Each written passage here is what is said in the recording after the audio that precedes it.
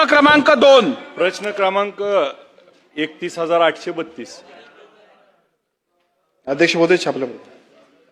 अध्यक्ष महोदय, महात्मा ज्योतिबा फुले जन आरोग्य योजना व आयुष्यमान भारत योजना याच्यामध्ये होत असलेल्या अनेक आजारावरती त्या ठिकाणी सर्पदंशासारखा आजार मंत्री महोदय, ज्याला इंजेक्शन 40 ते 30 हजार रुपये किंमत आहे, त्यामुळं डॉक्टर त्या ठिकाणी घेत नाहीत आणि त्यांना पेशंटला दाखल करून घेत नाहीत.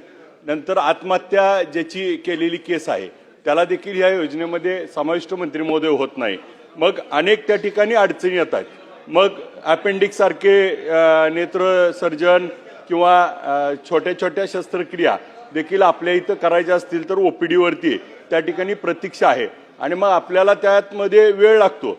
आणि दुसऱ्या बाजूला आपण जे फक्त सरकारी रुग्णालयातच ह्या योजना चालत आहेत, मग खाजगी रुग्णालयात ह्या योजना चालल्या तर चांगल्या हॉस्पिटलमध्ये देखील याची सोय होईल.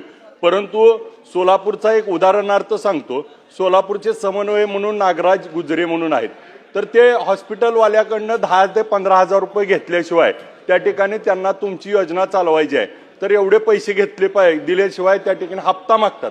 तर माझी आपल्या या निमित्ताने विनंती आहे की या नागराज गुजरेला आज आपण तात्काळ निलंबित करावे. आणि असे जे काही प्रकार होत आहेत ह्याच्यामुळं जे खाजगी हॉस्पिटलवाले आहेत ते आपली योजना घ्यायला तयार नाहीत आणि मग प्रत्येक ठिकाणी मग काहीतरी क्युरी काढतो, नोटीस करतो आणि मग अशा माध्यमातून गोरगरीब रुग्णांना ह्याचा उपयोग होत नाही. आणि मग अनेक त्या ठिकाणी दवाखान्यात गेल्यानंतर रुग्णांना त्या ठिकाणी बेड नाहीत म्हणून हॉस्पिटल सांगतात का तर वरची लोक आपली समन्वय आहेत ही त्या ठिकाणी हप्तेखोरी करतायत. तर याला आपण निलंबित करणार का? आणि जे आपण आता उत्तरामध्ये सांगितलंय की 2339 आजारावरती त्या ठिकाणी उपचार होतो, पण प्रत्यक्षात मात्र तेवढ्या प्रमाणात तिथं उपचार मिळत नाही. काही ठराविकच गोष्टीला उपचार होतो आणि बाकीच्या गोष्टीला रेफर केलं जातं, कारण आपल्याकडे आयसीयूची सोय नाही, आपल्याकडे व्हेंटिलेटर नसतात. चला थोडक्यात विचारा. याच्यामध्ये आपण या अधिकाऱ्याला या समन्वयाला सस्पेंड करणार का?